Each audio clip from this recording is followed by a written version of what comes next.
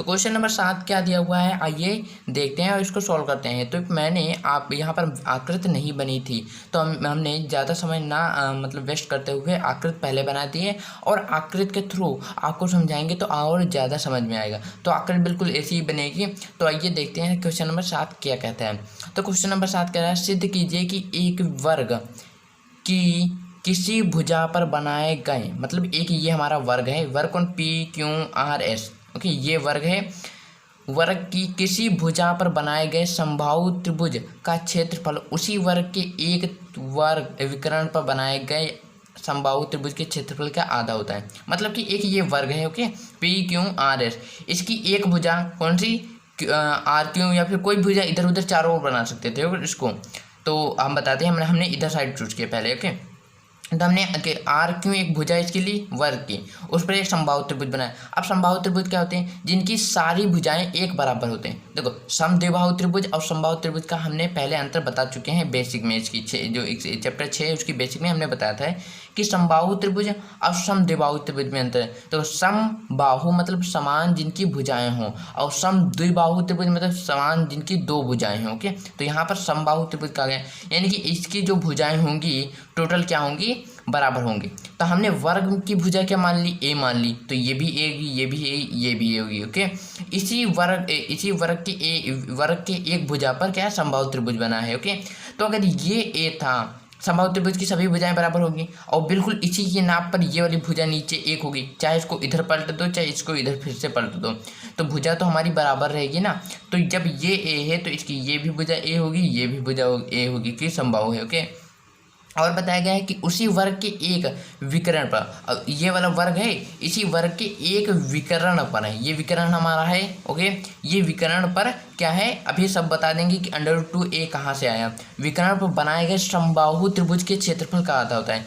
मतलब कि इसी विकर्ण पर एक बनाया गया त्रिभुज है, ओके, त्रिभुज बनाया गया है, तो त्रिभुज जो होगा के क्षेत्रफल का आधा होगा।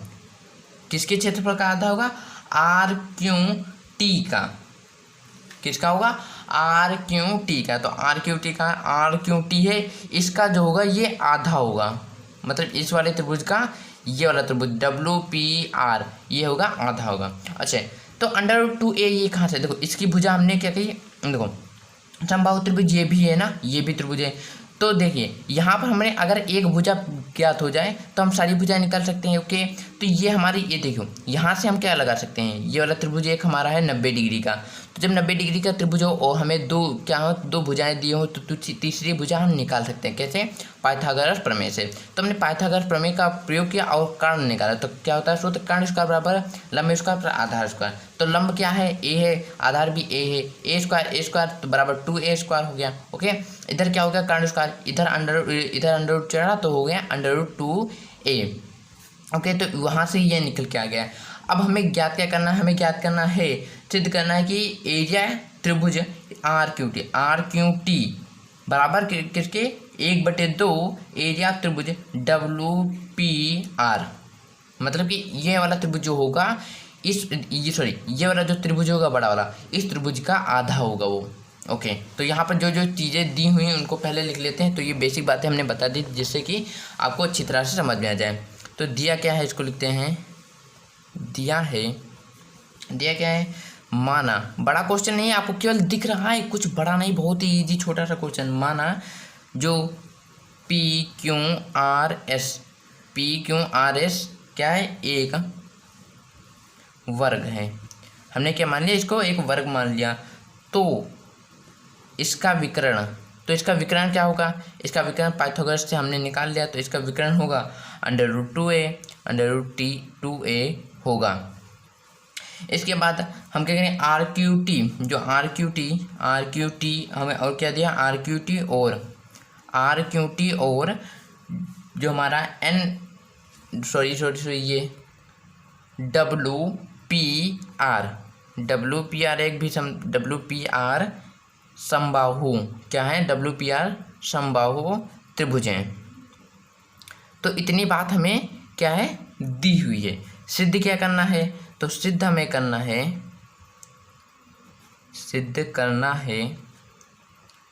कौन सा त्रिभुज, एरिया ऑफ त्रिभुज। हमने क्या बताया, RQT क्यू टी बराबर होगा 1/2 WPS, एरिया ऑफ त्रिभुज, ये एरिया ऑफ त्रिभुज WPR ओके, WPR है, WPR, ये हमें सिद्ध करना है। ओके, तो हल करते हैं आइए। तो हल यहाँ पर हम करेंगे। ओके, सीधा सा फंडामेंटल, सीधे हल कर देते रहेंगे। हल चूक आप देखो, इसको हल करने के लिए हम क्या करेंगे, त्रिभुज को समरूप करेंगे। सबसे पहला हमारा मान टारगेट होगा, जब क्षेत्रफल निकालेंगे तो सबसे पहले हमको त्रिभुज चाहिए करना, मतलब त्रिभुजों को समरूप करना होता है। तो हम त्रिभुजों को क्या करेंगे, सबसे मेन काम करेंगे, त्रिभुज को समरूप करेंगे। तो चूंकि जो त्रिभुज RQT है और RQT और त्रिभुज WPR, इसमें केवल आपको लिखना है थोड़ा सा बस, उसके बाद आपका ये समरूप हो जाएगा। समबाहु क्या है, त्रिभुज हैं, समबाहु त्रिभुज हैं। तो इनकी जो हमेशा याद रखना, समबाहु त्रिभुज की सारी भुजाएं वो सारे कोण बराबर होते हैं। तो इनकी क्या होता है, तो इनकी भुजाएं बराबर होंगी। अब भाई बराबर हैं तो त्रिभुज RQT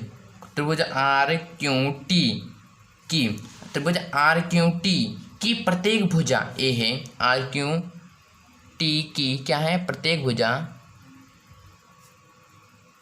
भुजा हमारी क्या है, ए है। ओके, RQT की प्रत्येक भुजा क्या है, ए है, क्योंकि यहाँ पर देख सकते हैं RQT की प्रत्येक भुजा हमने ए मान ली है। और WPR भुजा कितने, √2 और भुजा हैं। और साफ आपको क्लियर ना दिख रहा हो तो क्वालिटी बढ़ा सकते हैं आप यूट्यूब से। और क्या है, त्रिभुज WPR की भुजा क्या है, भुजा √2 है। ओके, √2 है। तो यहाँ से देखो, यहाँ इनकी भुजाएं सारी बराबर, इसकी भुजाएं इसके बराबर हैं। ये नहीं मतलब कर रहा कि √2 इसके हैं, इसके ए हैं, नहीं, यहाँ पर इनके समबाहु त्रिभुज जो है ना, तो इनकी भुजाएं भी बराबर होगी, कोण भी बराबर। तो हम क्या केवल भुजाएं ले लेते हैं। तो इसलिए यहाँ से क्या होगा, त्रिभुज RQT समरूप होगा त्रिभुज WPR के। ओके, समबाहु, अगर आपको समझ में ना आया हो तो एक बार रिवर्स करके देख सकते हैं। तो समबाहु त्रिभुज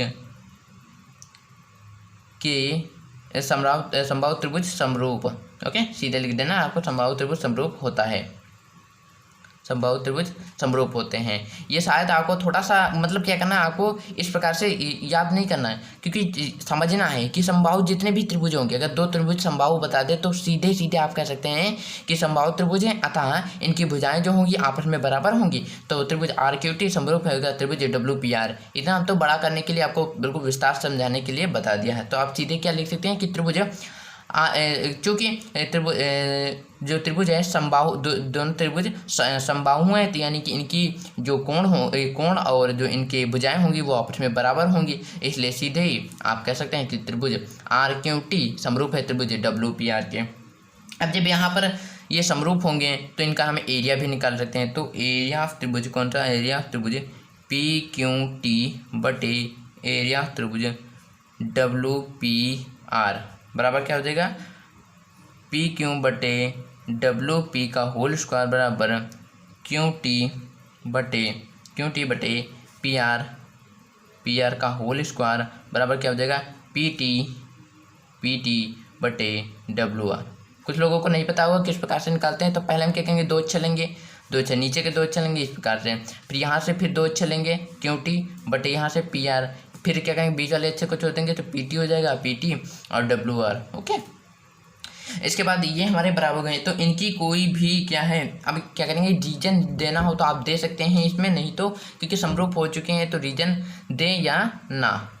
तो रीजन अगर आप देना चाहते हैं तो प्रमेय जो 6.6 था क्या कहता था, प्रमेय 6.6 जो है वो कह रहा था कि 2 समरूप त्रिभुजों की संगत भुजाओं का अनुपात उनकी संगत भुजाओं का अनुपात के वर्ग के बराबर होता है, संगत भुजाओं के वर्ग के अनुपात के बराबर होता है। ओके, अब क्या करेंगे, इसमें से हम एक ले लेंगे, या फिर ये या ये, इनमें से कोई भी एक ले लेंगे क्योंकि आपस में सब बराबर हैं। तो हम क्या करेंगे, यहाँ से एक लेंगे तो एरिया ऑफ त्रिभुज PQT बटे एरिया ऑफ त्रिभुज WPR बराबर क्या करेंगे PQ/WP ले लेंगे। ओके, यहाँ से क्या हो जाएगा एरिया ऑफ त्रिभुज PQT बटे एरिया ऑफ त्रिभुज WPR।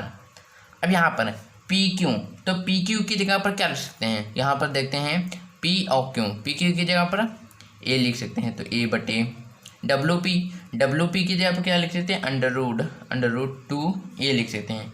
तो ये ध्यान रखना A जो है बाहर है, हमेशा हमने देख सकते हैं जो A है वो बाहर रखा है। ओके, का होल स्क्वायर हो जाएगा, यहाँ से क्या हो जाएगा A कट जाएगा, इसके बाद जो मान आएगा वो 1/, क्या हो जाएगा 2 के पहाड़ा इसके साथ होगा ध्यान रखना √2 मतलब कि अंडर की गुणा होगी तो उसके अंदर की जो संख्या होगी वो बाहर निकल के आ जाएगी। तो ये ऐसे, तो यहाँ पर क्या हो जाएगा 2 हो जाएगा। यानी कि अब यहाँ पर आप सीधे ही कह सकते हैं, क्या कह सकते हैं कि एरिया ऑफ त्रिभुज, हमें देखो सिद्ध करना त्रिभुज PQT। अब जो ये हमें सिद्ध क्या करना था, देख रहे हैं एरिया ऑफ त्रिभुज PQ, ये सॉरी यहाँ पर PQ है, हमने क्या कर दिया था, रुको हमने कहीं गलत कर दी। ओके, हाँ ये R ही है, हमने यहाँ पर से P बनाना शुरू कर दिया, सॉरी ध्यान रखना। ओके, कुछ गड़बड़ नहीं हो, आपको खाली ये R कर देना है, कभी कभी गलती हो जाती है क्योंकि कैमरा पर भी ध्यान रखना होता है। तो यहाँ RQT, तो RQT बराबर 1/2 ए आ तो का एरिया WPR यहाँ लाना, तो WP यहाँ पर है, इसकी गुणा इधर चली जाएगी, तो यहाँ पर हो जाएगा 1/2 एरिया ऑफ त्रिभुज WPR। तो देख सकते हैं आपको जो सिद्ध करना था वो हमारा आ चुका है। तो इस प्रकार से क्वेश्चन नंबर जो 7 था बहुत ही इजीली तरीके से सॉल्व हो गया है, ज़्यादा बड़ा नहीं है, देख सकते हैं आप, इतना ही छोटा सा क्वेश्चन है। और इसके बाद जो क्वेश्चन नंबर 8 है वो है बहुविकल्पी, परंतु बहुविकल्पी जो क्वेश्चन है ये हमारे एग्जाम में पूछे जाते हैं। कैसे, क्योंकि जो एग्जामिनर होते हैं वो हमेशा छोटे क्वेश्चन को लेते हैं, ना कि हैवी क्वेश्चन को, बड़े क्वेश्चन को आपको दिखाएंगे, क्योंकि टाइम होता है कम, इसलिए वे छोटे क्वेश्चन को लेते हैं। तो जो ज़्यादातर बहुविकल्पी होते हैं उन्हें उठा लेते हैं। तो हम उन्हें क्या करेंगे, जो क्वेश्चन नंबर 8 है हमारा, उसको हम अच्छे से एक मतलब ज़्यादा बड़ा नहीं है, छोटा सा है, उसको सोल्व करेंगे और उसके बाद आपको दिखाएंगे कि आंसर कैसे आया। तो क्वेश्चन नंबर 8 में जो चित्र बनेगा वो इस प्रकार आकृति बनेगी जो इस प्रकार से है। तो इसको ना क्या करें, आप बहुविकल्पी समझ के ना हल करें, एक क्वेश्चन समझ के हल करना। ओके, क्योंकि ये वाले क्वेश्चन है स्कूल में शायद ही कराए जाते हैं, कोई स्कूल में, नहीं तो अन्यथा नहीं कराए जाते हैं। और यही क्वेश्चन, इस प्रकार के क्वेश्चन हमारे एग्जाम में ज़्यादातर पूछे जाते हैं, छोटे क्वेश्चन है इसलिए पूछ लिया जाता है। ओके, तो यहाँ पर दिया ABC और BDE, यहाँ पर देखो ABC और BDE। ओके, ये दो त्रिभुज हैं, दो समबाहु त्रिभुज इस प्रकार हैं, मतलब कि बताया गया है कि जो D इस प्रकार है कि D भुजा, ओके, जो D भुजा है वो BC के मध्य बिंदु है। तो देख सकते हैं BC के मध्य बिंदु से यहाँ पर अच्छी तरह से बना लेना, क्योंकि हम जल्दी जल्दी बनाए हैं आपके लिए। BC का मध्य बिंदु है, ABC और BDE के क्षेत्रफलों का अनुपात हमें ज्ञात करना है, क्षेत्रफलों का अनुपात ज्ञात करना है। ओके, तो ये ध्यान रखना। तो सॉल्व करते हैं, तो हम क्या करेंगे, इनको एक भुजा मान लेंगे। ओके, सिंपल ही बहुत बढ़िया रहेगा। तो हम इसको 2x मान लेते हैं, तो इसकी ये वाली भुजा भी 2x होगी। ओके, आप कुछ भी मान सकते हैं, पर ऐसी संख्या लेना जिससे आपको बेहतरीन रहे। यहाँ पर 2x मान लेते हैं, जब 2x ये मान लिया, देखिए अब क्या होंगे, इनकी ये वाली जो त्रिभुज है इसकी आधी ये सब होंगी ना, क्योंकि ये वाला कैसे, देखो इसका मध्य बिंदु पर बना है, तो एक पूरा कितना हो गया, ये पूरा है 2, तो एक आधा कितना होगा, x होगा, यानी कि ये वाली कितनी होगी, x होगी, तो ये भी x होगी, ये भी x होगी। तो इस प्रकार से ये हमारा नाम हो गया। ओके, तो हम क्या करेंगे, यहाँ पर लिखेंगे माना त्रिभुज ABC की प्रत्येक भुजा, ABC शायद राइटिंग आपको अच्छी ना लग रही हो, पर राइटिंग हमारी ऐसी है। ओके, तो 2x है, तो त्रिभुज DBE की प्रत्येक भुजा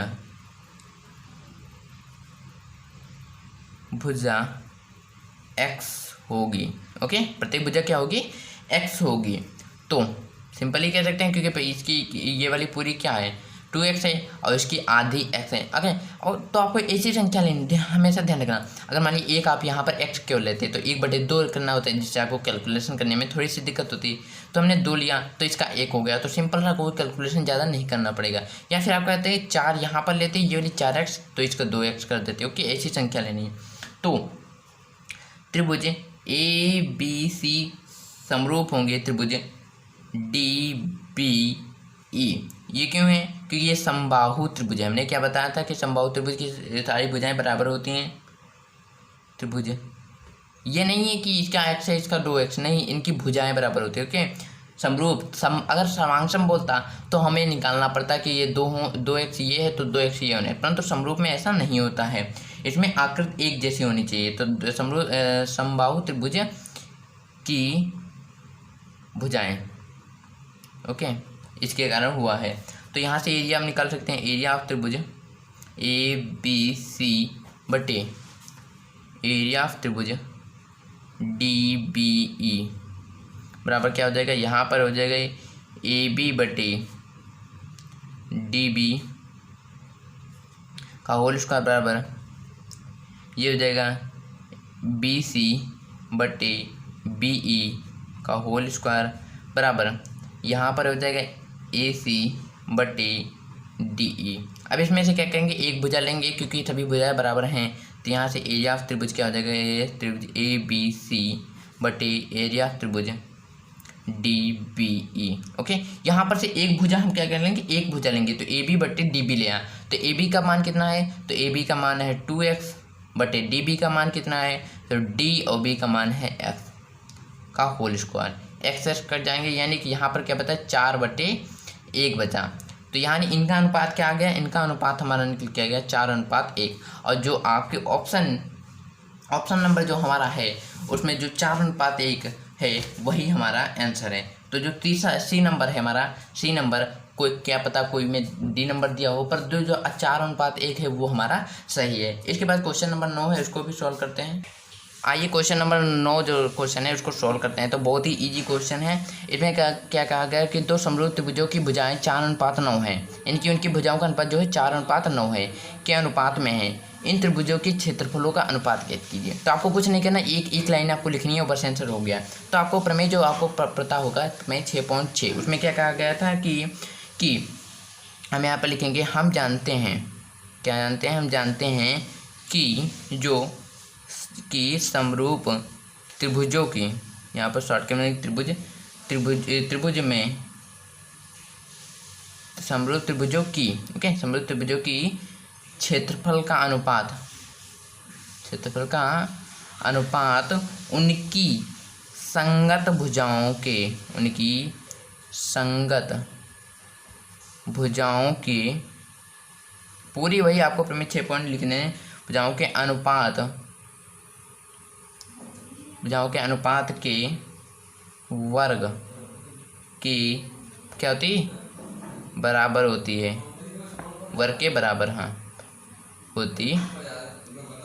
ओके, बराबर होती है। तो त्रिभुज का हमें क्षेत्रफल क्या दिया हुआ है? तो त्रिभुज के क्षेत्रफलों का अनुपात दिया हुआ है 4:9। तो यहाँ पर लिख देते हैं, तो त्रिभुज के क्षेत्रफल का अनुपात क्या होगा? राइटिंग अच्छी नहीं दिख रही। ओके, अनुपात क्या हो जाएगा? 4/9 का होल स्क्वायर, वर्ग के अनुपात के बराबर 4 16/9 18, यानी कि यहाँ पर क्या होगा?